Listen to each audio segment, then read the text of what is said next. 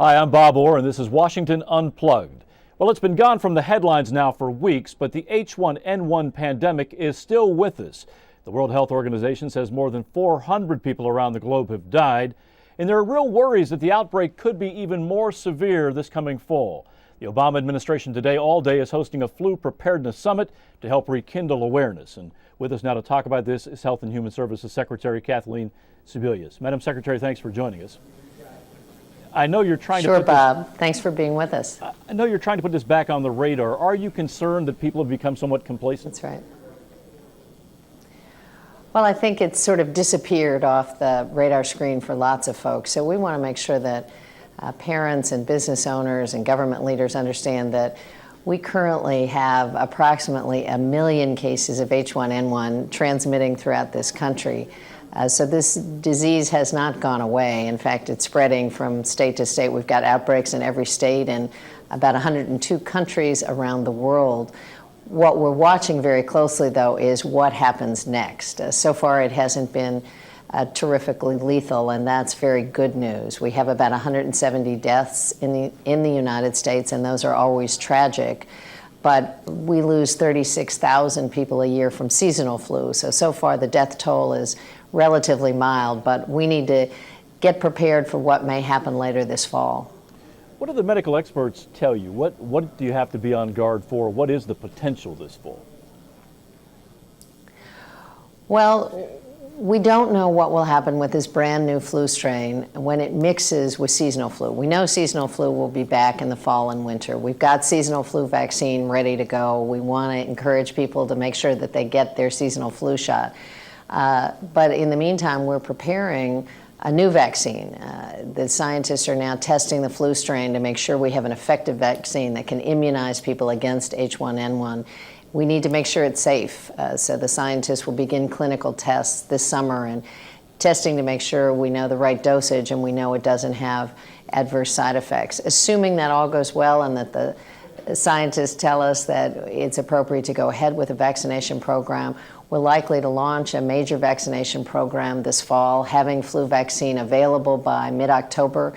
And the target population is younger Americans. This is a flu that's hitting school age and younger kids. So it's different than the seasonal flu, and we think a vaccination program may be warranted to diminish the effects of the disease and to try and immunize folks against this brand new flu virus. This would be with unprecedented speed that you're able to conceive the vaccine and then bring it to market just in a matter of months. This is a big effort. Well, it is a big effort, and again, safety and effectiveness are two key components. So we don't know that we will have a vaccine this fall, but we're preparing for that. The manufacturers are ready to go should there be a safe and effective vaccine. In the meantime, we're watching the Southern Hemisphere really closely. In South America, around the Southern Hemisphere, they're in the middle of flu season because it's wintertime, and they have H1N1 without a vaccine. So we're going to get some pretty good clues on how lethal this disease may be if it mixes with seasonal flu. That's really what we're watching for. And we need to be prepared for the worst case scenario. While we hope for the best, we need to be prepared for this virus turning very lethal, for making sure that we keep Americans safe and secure. In the meantime, we need to remind folks that the disease is still spreading. So the hand washing techniques, coughing into your sleeve, making sure that if you or your children are sick, they stay home, that they don't spread this disease any further. We'd like to actually curtail the disease this summer and not see it continuing to spread throughout the country. What about the uniformity of awareness? I know when the disease first broke in the spring, some states were way ahead of the curve. Other states were a little slow to get the word out. Do you have a sense now that everyone is kind of on board here? Well, the good news is today at the National Institute of Health, we have over 500 local and state partners gathered. We want to give them the up-to-date science. We've had the Secretary of Education and the Secretary of Homeland Security here, along with me, hosting this flu summit. What we're asking state and local leaders to do is get this information in a day-long preparedness summit and then turn around and replicate this in states across the country, because what we really need to do is drive this information to the most local level. We've got a great website, flu.gov. It's being updated on a regular basis that parents and business owners can visit, not only now, but week after week as it goes along. And we're really inviting Americans to help us with getting the word out. We're starting a PSA contest and inviting 30-second and 60-second spots to be made and sent in. We got a $2,500 reward for the winner as well as national publication. But given the target age group, we think that we may have some creative geniuses who are 14 or 15 and YouTube experts who can really help us get the message out to younger Americans. We'll be anxious to see what that campaign looks like. Secretary Sebelius, thanks for joining us today. Me too. Thanks for having me, Bob. In other news today, President Obama is still with other world leaders in Italy for day 2 of the G8 summit. They're talking about things like global warming and nuclear security. The forum is being hosted by Italian Prime Minister Silvio Berlusconi, who's dealing with his own personal distractions. Reporter Mario Cavo-Platero is covering the summit. He joins us now. Thanks for joining us. First of all, what kind of substantive work has been accomplished there?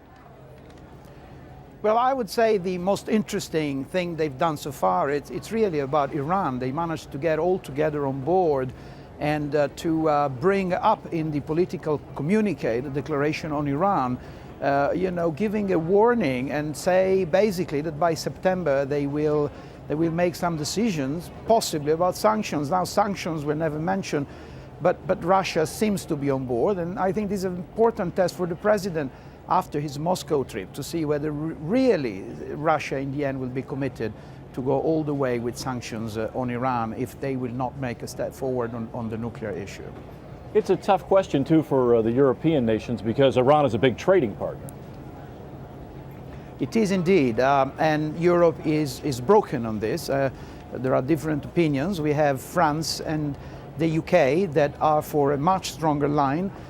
Italy has been quite determined, even if it's the largest partner, was the largest trading partner, now it's the second trading partner after Germany.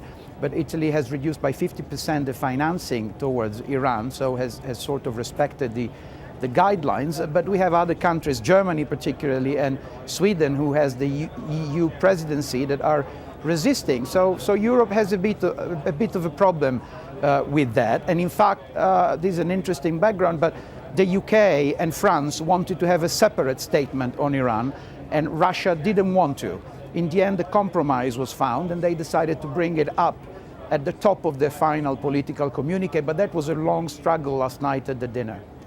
On the question of global warming, it doesn't seem like they came up with very tough language. It seems like a watered-down compromise.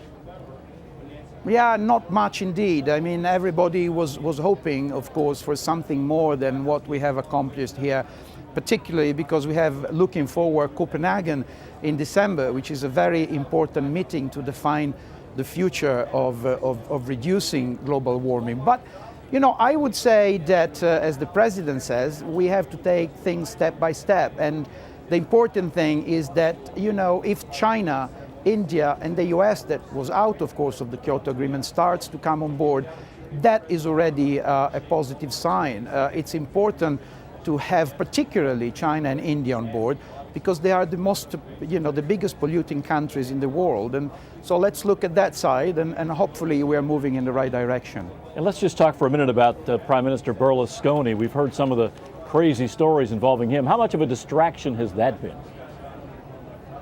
Well, it has been a distraction.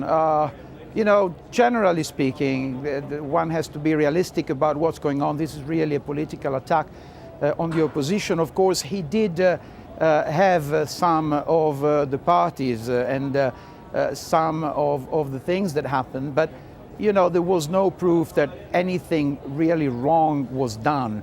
But it has been used against him, and then so he perceived that as a political fight. And so I'm afraid he was a bit distracted sometimes during the preparation, but not completely, because in the end many things have been done here in L'Aquila. They built new roads. They've set up in just a few months, the venue for the G8.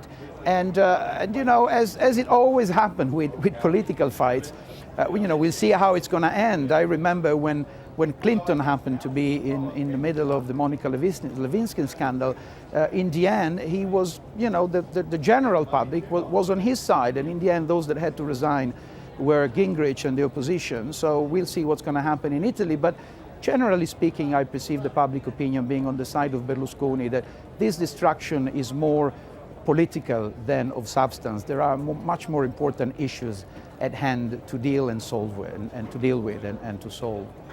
I think we do have to note, though, President Obama praised the Italian president, and that seemed to give a nod, at least in the power department, to the president and not the prime minister. Was that viewed as a snub? Well, some in the Italian press did consider that, but I think that President Obama, in meeting with President Napolitano, who's the head of state, he doesn't have real political power. He's more of a representative figure. He saw someone that has a personal interesting story that the president would probably love. He was an intellectual. He was a former communist, and he was someone that during the tough years of the Red Brigades and of a big battle of the Communist Party to try to gain power in Italy in the early 80s, was one of the few to open up towards the US.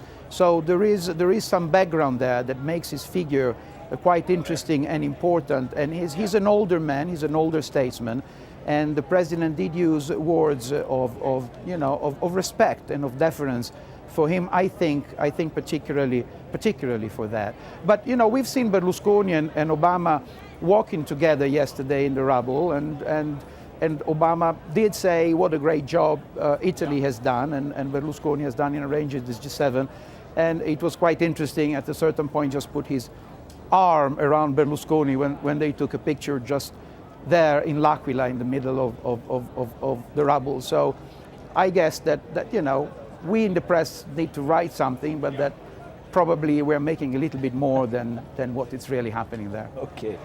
Mario Cavo-Platero, thanks very much for joining us today. Thank you very much. All right.